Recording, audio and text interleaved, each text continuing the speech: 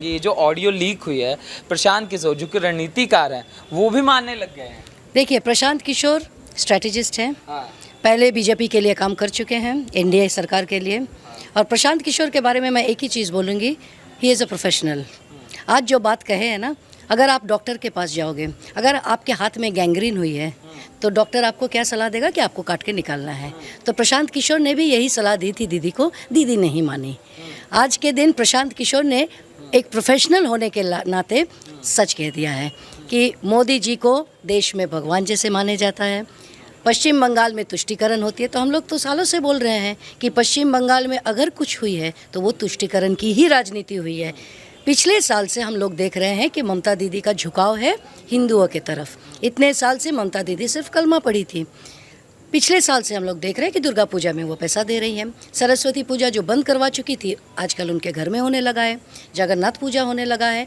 तो ममता दीदी का ये हिंदुओं के तरफ झुकाव ये सिर्फ 2021 के इलेक्शन के लिए था। प्रशांत किशोर जी आज के दिन पश्चिम बंगाल के लोगों का टैक्स पेयर का 500 करोड़ रुपया लेकर भाग निकले हैं। पंजाब जाके बैठे हुए हैं, वहाँ तो उनको सरकारी नौकरी जैसे मिल गई है।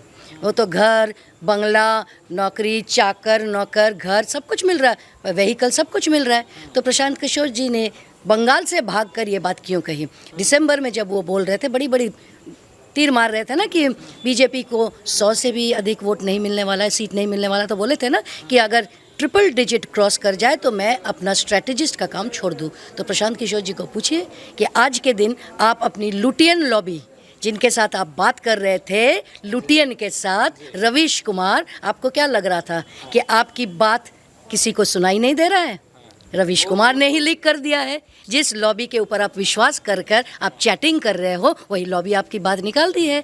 तो आज के दिन समझ में आ रहा है ना कि रवीश कुमार जी क्या है। रवीश जी तो एंटी इनकम्बेंसी बता रहे थे, इतनी जीडीपी गिरी है, मोदी जी के खिलाफ नहीं है। तो रवीश जी का दोगलापनी देख लीजिए। इधर वो ममता दीदी के लिए बोलते हैं, उधर प्रशांत किशोर की टेप वो लीक कर देते। उनके अलावा कोई नहीं किया है। आप किसी भी इंसान से पूछ लो, वो बता देगा किसने लीक किया है, रवीश कुमार। और दीदी का बहुत प्यारा है रवीश कुमार, ये भी मैं बता दूं। ममता दीदी बहुत पसंद करती है रवीश कुमार और सरदेसाई को। इनके लिए तो दीदी की जान निकलती है। तो आप दीदी को पूछिए कि आपका स्ट्रेटेजिस्ट क्या बोला है, बंगाल से भाग कर बोला है, और आपकी लुटियन लॉबी जिसकी आप इतनी तारीफ करते हो उसने क्या किया। इसमें आते मैम, जिसमें वो कह रहे हैं कि पहली बार हिंदुओं को लगा है कि उनके बारे में भी कोई सोच रहा है। इससे पहले जो लेवल था सीपीएम टीएमसी क्या करती आई थी वो उन्होंने बताया। इवन कांग्रेस को क्यों छोड़ रहे हो? कांग्रेस तो जिंदगी भर अपीजमेंट की पॉलिटिक्स की है। वो लोग क्या करते थे कि मुसलमान का जो इमाम है उनको जाके उनका पैर पकड़ लेते थे, क्योंकि मुसलमानों में नियम है अगर इमाम कुछ बोल दे तो वो पूरी मुसलमान कौम वो सुनती है, समाज उनकी सुनती है। हिंदुओं में ये यूनिटी नहीं है। लेकिन आज के दिन पश्चिम बंगाल में हिंदुओं को समझ में आ गया है कि बीजेपी के अलावा इनका सुनने वाला कोई नहीं है। ममता दीदी जिस तरफ जा रही है वो बांग्लादेश बनाने को, मैंने एकदम वो बैठी हुई है कि इसको बांग्लादेश बनाना है। खेला हबे ये स्लोगन किसका है? जय बांग्ला किसका है? माँ माटी मानुष किसका है? ये तीनों स्लोगन बांग्लादेश का स्लोगन है। तो बांग्लादेश स्लोगन लेके दीदी भारत में सरकार चला रही है। तो दीदी को समझना चाहिए ना कि अब पश्चिम बंगाल के हिंदू जाग उठे हैं। हिंदुओं को समझ में आ गया कि एक ही पार्टी है उनके लिए, वो है भारतीय जनता पार्टी। अदरवाइज़ हिंदुओं की आज तक 70 साल से ज़्यादा हो गया, आज तक किसी ने नहीं सोचा था हिंदुओं के बारे में। अब सारे सोच रहे हैं, इवन दीदी भी सोच रही है। लेकिन दीदी का सोचना बेकार है। दीदी जगी तो बहुत देर से जगी है। इसीलिए चंडी पाठ कर रही थी, सरस्वती वंदना कर रही थी, हालांकि वो गलत था।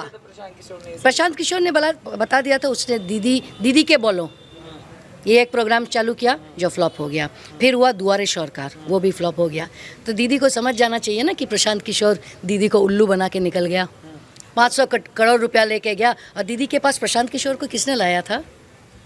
दीदी का भतीजा अभिषेक बैनर्जी लाया था। दीदी पूछ ले अपने भतीजे से कि किसको लेके आए थे, जो ओपनली जाके चैटिंग कर रहा है कि बीजेपी जीत रही है। 500 करोड़ तो यहाँ लेके गया वो। इसमें मतवा वोट बैंक की बात होती थी, जिसको लेकर टीएमसी हमेशा से अपने पक्ष में समझ रही थी, और वहाँ वो कहते हैं कि 75% सीधा सीधा बीजेपी की तरफ जा रहा है। टीएमसी अगर समझती थी कि मथुआ उनको देने वाले हैं, तो जब प्रधानमंत्री जी बांग्लादेश गए, मथुआ लोग से मिले, तो टीएमसी को दीदी को इतनी क्यों चुभ रही थी कि प्रधानमंत्री जी मथुआ लोग के साथ क्यों मिले? अगर दीदी को इतना कॉन्फिडेंस है कि मैं जीतने वाली हूँ, तो दीदी को तो ये बौखलाहट नहीं होना चाहिए ना मथुआ लेके। प्रधानमंत्री जी वहाँ गए, आज तक किसी ने, भारतीय किसी प्रधानमंत्री ने बांग्लादेश में जाकर मथुआ लोगों से नहीं मिला है। प्रधानमंत्री जी नरेंद्र मोदी जी पहले इंसान हैं, वो मिले हैं। आज आप कूच बिहार की वोट देखे हो? दीदी को क्या लग रहा था कि जो सेंट्रल फोर्सेस आई हैं, तो दीदी की कोलकाता पुलिस या वेस्ट बंगाल पुलिस जैसी है कि एंटी सोशल्स उनको दौड़ा दे, वो टेबल के अंदर छुप जाए? वहाँ 200 से 250 लोग दौड़ाए हैं आर्म्स लेकर। आपको अगर कोई अटैक करेगा तो आप सेल्फ डिफेंस में आप नहीं करोगे? आपकी गन अगर आपके हाथ से स्नैच की जा रही है तो आप क्या करोगे? सेल्फ डिफेंस में कोई भी मारेगा। और दीदी तो 3 दिन पहले तक, कल तक दीदी बोली है कि अगर सीआरपीएफ मिल जाए तो उसको घेर के मारो।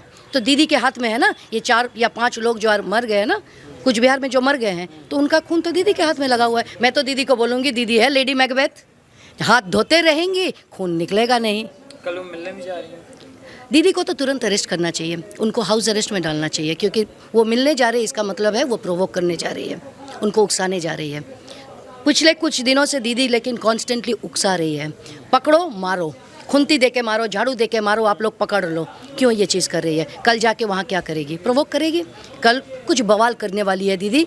मैं बोलूँगी अमित शाह जी के पास तक ये मैसेज जाना चाहिए कि अमित शाह जी, इनको तुरंत अरेस्ट मत करो, हाउस अरेस्ट में डालो। अरेस्ट करोगे तो तुरंत वो विक्टिम कार्ड प्ले करेगी, वो रास्ते में सो जाएगी, लेट जाएगी, जो दीदी की पुरानी नौटंकी की आदत है। उनको हाउस अरेस्ट में डालो, उनका फ़ोन स्नैच कर लो, सब कुछ ले लो, जिससे कि वो बात ना कर पाए। दीदी कल जा रही है, ये सुन लो कि वो बवाल करने जा रही है। और 4 फेज़ बाकी है, दीदी नहीं चाहती है। 70% 80% जब वोट हो जाता है तो दीदी को समझ में आ गया है कि दीदी हार रही है।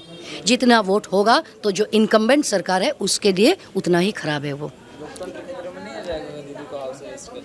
लोकतंत्र तब खतरे में नहीं आया जब हमारे जवान लोगों को मारा गया। लोकतंत्र उस समय खतरे में नहीं आता जब दीदी सेना को पूछती है ये बालाकोट एयर स्ट्राइक में सेना लोग सही में वो किए थे कि नहीं, तब लोकतंत्र खतरे में नहीं आती है। जब दीदी रोज़ गाली गलौज करती है तब नहीं होता है। वो तो मोदी जी को तू मैं करती है। अमित शाह जी को आज बोली है कि अमित शाह जी मर्डरर है, तब लोकतंत्र खतरे में नहीं होती है। पश्चिम बंगाल में इतनी हमारी मौत हो गई हमारी कार्यकर्ताओं की, तब लोकतंत्र खतरे में नहीं थी। इतने लोग को टांग दिया जाता है। कल तो उलूवेड़िया में रात को एक लड़के को मार दिया गया है, बीजेपी का कार्यकर्ता, सुबह उसका डेड बॉडी मिला है। तब लोकतंत्र खतरे में नहीं होती है? तब क्यों नहीं लोग आवाज़ उठाते हैं? ये लोकतंत्र की आवाज़ जिन लोग उठाते हैं वो लोग उस समय क्यों चुप रहते हैं?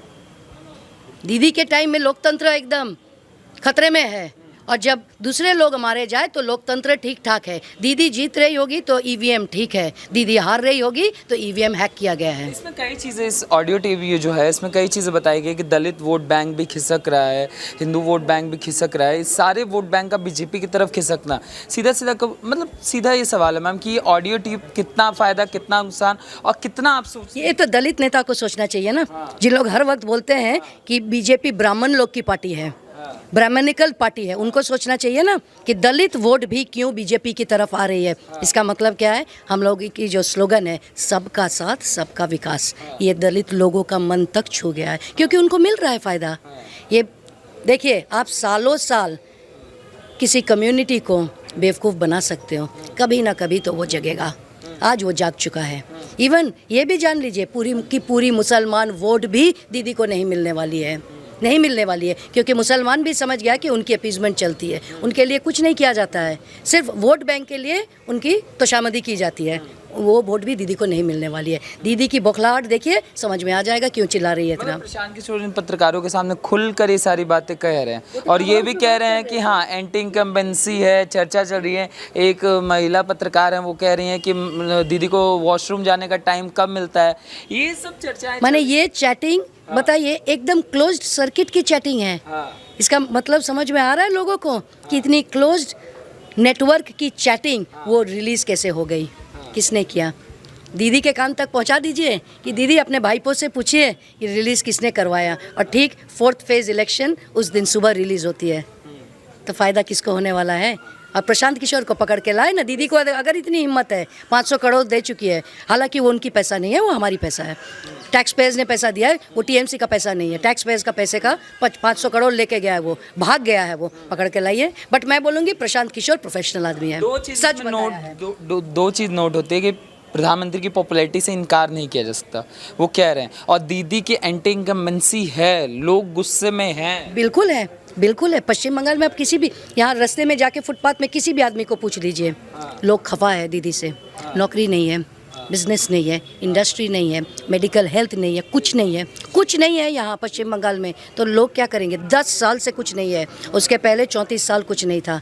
कितने साल हमारी जनरेशन की तो ख़त्म हो चुकी है। तो हम लोग क्या चाहेंगे कि ये लोग जैसे यंग है, इनके जो बच्चे होंगे, हमारे जो बच्चे लोग हैं, हम लोग क्या चाहेंगे कि हमारी नेक्स्ट जनरेशन भी ख़त्म हो जाए? नहीं चाहेंगे। दीदी को उखाड़ के हम लोग को फेंकना है, इसी साल फेंकना है, अदरवाइज़ हमारी नेक्स्ट जनरेशन भी ख़त्म हो जाएगी। ये तो सच बात है कि एंटी इनकम्बेंसी है, दीदी जा रही है, दीदी का बौखलाहट बता रहा है।